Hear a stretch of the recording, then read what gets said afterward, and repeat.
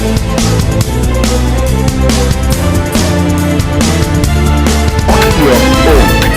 builds every third party that shows The church boy, yes, can be said.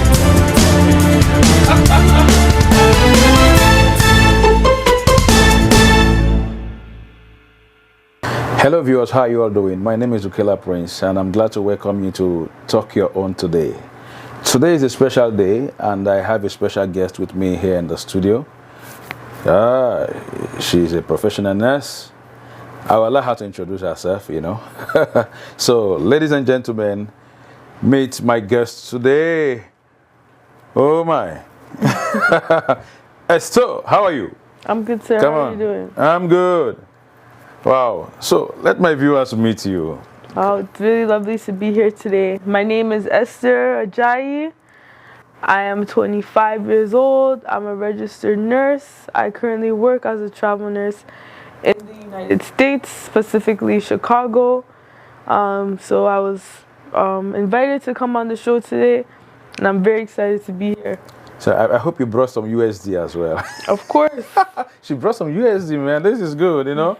So we exchange CAD with USD. And get more money. And get more money, right? Yeah. And you know, they are the money bags, right?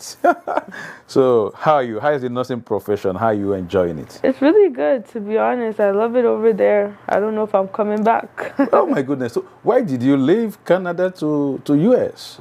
Well, the biggest reason is because I just wanted something different. I was working in Canada for I think close to 2 years. Just almost hit 2 years, and I just wanted to start afresh, go to a new place, learn something new, discover something. So I just decided to just do it, and it's been a very good decision for me. So it's a beautiful experience. Very beautiful. That's interesting. Yeah. That's interesting.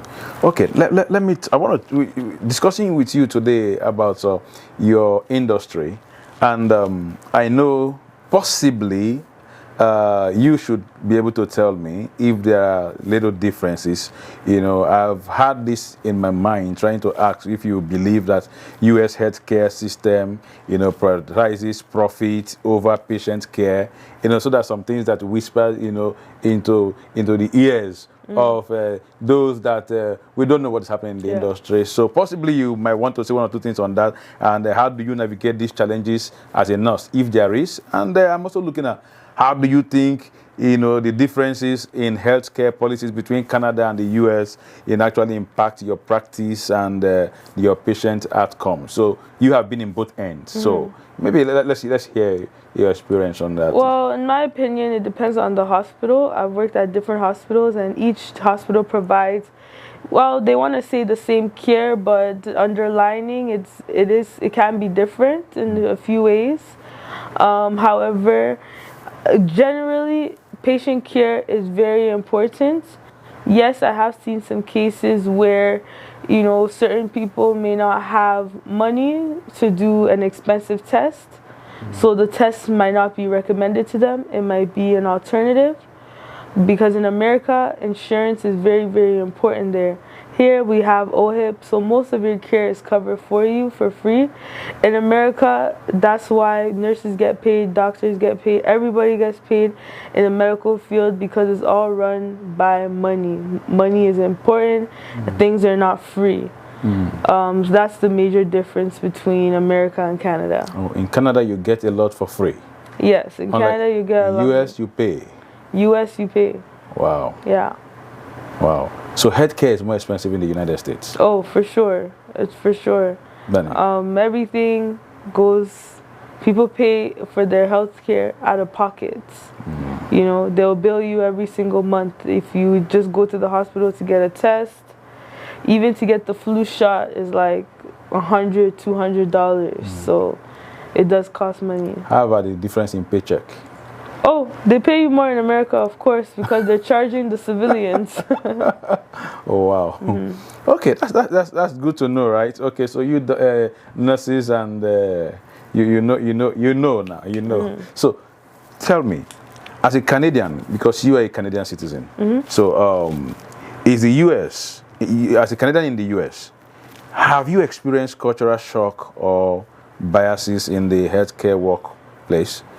And how did you address it, if there's any?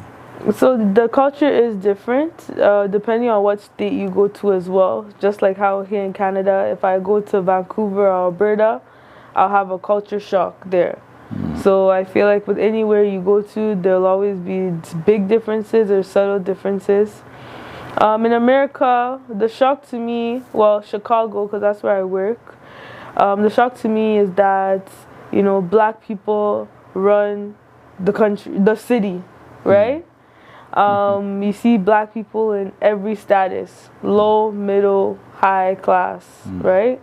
So it's a beautiful thing to see your own people accomplish big things. Whereas, you know, where I live right now, you know, I don't really see too many people like me in high positions. Oh. So I was able to learn a lot about what I want to do and know that I'm capable of doing anything I want to do, depending not and my race or what I look like, my gender shouldn't play a part in it. Everybody's is able to reach whatever success they acquire or they want to reach. That's interesting, and it's good to know.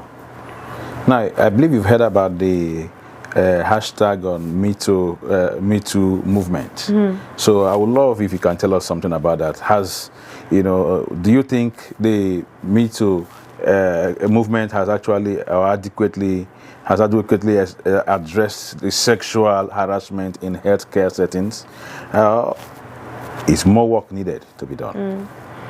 Well, in my opinion, I think the Me Too movement was very important because it allowed women or men to feel comfortable in speaking out. So we promote people speaking out against, you know, mistreatment or inequality. So if a patient feels like they're uncomfortable, or if a nurse feels like they're uncomfortable, if a doctor feels like they're uncomfortable in any case, not just sexual, but like, you know, emotional, physical, or maybe you just feel like you aren't being treated the way you want to be treated. We encourage everybody to speak out, and as a hospital or a nurse or care provider, healthcare provider, we try to do our best to accommodate those needs and those requests. Is there any experience you've had in this light? Maybe someone close or so. You might not want to mention names, but is there any experience you have in that light? Well, yeah, I've seen a lot of cases where maybe a patient is requesting that they want a nurse change because maybe they feel like that nurse made them feel uncomfortable. Same thing with nurses. Nurses can say, you know what, this patient disrespected me. You know, I had a coworker who a patient tried to touch her behind, right? She felt very uncomfortable.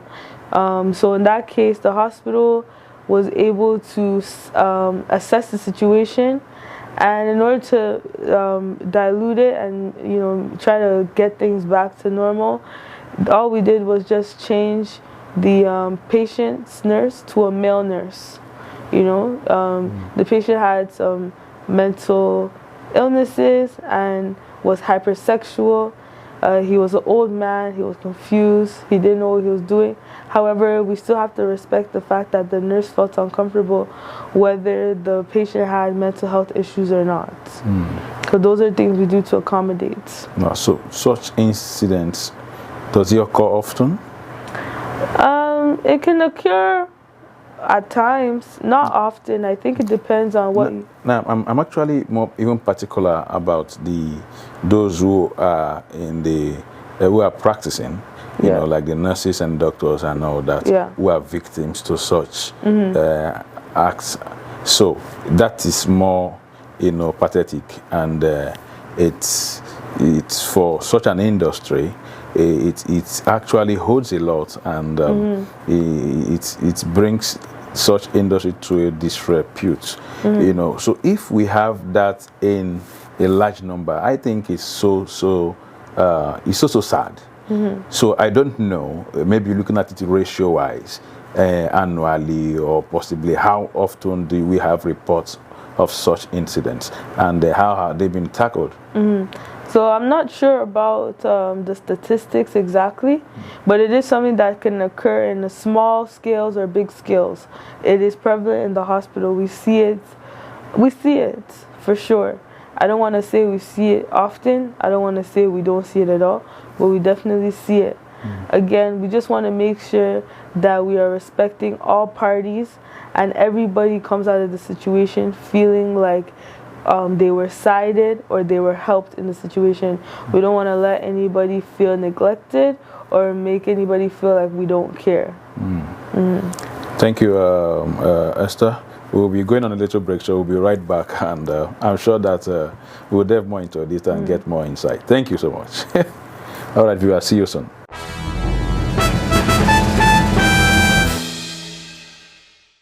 Welcome back. This is still Talk Your Own Way to Killer Prince, and I have here the delectable herself, Esther AJAYI. Esther, it's nice having you in the studio, and I think it's been beautiful all the way. And you've given us a lot of insight into some of these things, and I think it's key. Now, I would love you to looking at the professional and the personal aspects, as a nurse. So should nurses be required to work mandatory overtime? And how do you balance personal well-being with professional demands? Okay. Well, personally for me, full-time nursing in America is working 36 hours. In Canada, I think it's either 40 or 48, I'm not sure. But 36 hours a week is already enough to make you feel very burnt out, because we work long hours. We work 12-hour shifts usually every day. Sometimes your shift can be busy from morning till night, and you just come home, you're tired, you're exhausted. A lot of nurses experience burnout, which can make them, quit their jobs, develop some mental health issues, depression, anxiety. So I definitely do not think that nurses should be mandated. It shouldn't be mandatory for a nurse to work overtime hours. That should be their choice. I feel like to combat the low staffing in hospitals is for hospitals to hire more nurses and maybe reduce the nurse to patient ratio. For example, a lot of times the highest amount of patients that a nurse can have is 6, which is a lot. That means you have to look over 6 lives, you have to document for 6 people. It can be very, very draining and demanding. So maybe reducing the patient ratio to 3 or 4, having more resource nurses on the unit that's able to help nurses when they're too busy or where they lack. So those are things that are very important. That will be able to combat the low nursing range. That's interesting. At least you move forward to answer the next question I was actually about to ask, because I was about to ask if you believe nurse-patient ratio should be standardized nationwide. Right. So how would this actually impact your work? Maybe you want to throw a little light on that. Yeah, so just to touch upon it again. So again, we have 6 patients for 1 nurse, which is high. Anything higher than that, I think is illegal. But I think a perfect ratio for a nurse where we're able to have, a lot of peace and we're able to operate with low stress is 3 to 4 patients. Is that standard? The standard is up to 6. Up to 6. Yeah, so you can have, sometimes I can have 4, sometimes I can have 2, sometimes I can have 1, but I can't have more than 6. Is it the same in the US and in Canada? Yeah, the same in the US and in Canada. Sometimes when there is a shortage, we can see that nurses may have more than 6, but usually it's not allowed. Wow. Yeah. This is more personal, sometimes you consider the immigration and identity, aspect of who we are and what you do. So, as a Canadian working in the US, do you feel pressured to conceal your nationality or adapt to American cultural norms? If it is true, so why? So for me, as a Canadian in America, I have a very Canadian accent, sometimes they like to say. So it's hard to conceal when, as soon as I open my mouth, they know I'm not from the country. So for me, I don't really feel like I have to conceal anything. Canada is a very popular country. People are aware of it. America and Canada, no matter what they're going through, we're still neighbors. We're connected by the hip. If one goes down, the other one goes down. So I think that in that case, we have an understanding for each other. I'm in their country. I adapt to their, norms. I adapt to the daily, activities. And I learn more about the culture, and I respect the culture. And they do as to mine too. So yeah, I don't have any complaints about any cultural differences or reconciling my nationality. That's interesting. Interesting. Now, maybe I'm putting you on the spot now. I know you're not a politician, right? So it's going down the wire. Kamala and Trump. I would say that I don't know enough information about either one. I'm not a political person. I think overall, what I would want from a president, is fairness and positive development. Whichever one of those two is bringing the most of those two things required, I'll vote for them. Until then, I don't know. I like that. Now, before I let you go, so what is it you're enjoying in the U.S. that you're not missing in Canada? Well, I think in the U.S., I have a lot of activities that I can do. There's always something to do, always somewhere to go. I like that. Hey, don't tell me you're saying Canada is boring. It is boring. Is that what you're saying? Yeah. The thing that keeps me in Canada is my friends and my family. Oh my. But in America, I'm able to really exercise my social skills. But you guys don't have much time as nurses to do all that, right? So We do. You have to make time for it. You make time for it. You make time for the things you care about. So I could be resting on my days off, but I find a day to rest, a day to party. Yeah. Esther, thank you. It's nice having you in the studio today. Thank you for having me. Well done, and we wish you well, and we trust that the more we hear from you is testimonies of great things that are happening in your life. Thank you very much. All right, guys, so that's our show for today. It's nice having this powerful nurse that is making us proud in the United States of America. She has done it, seen and hit and done it here in Canada, and also she's doing great in the United States. More grease to your elbows. Thank you. Thank you, guys. That's our show for today.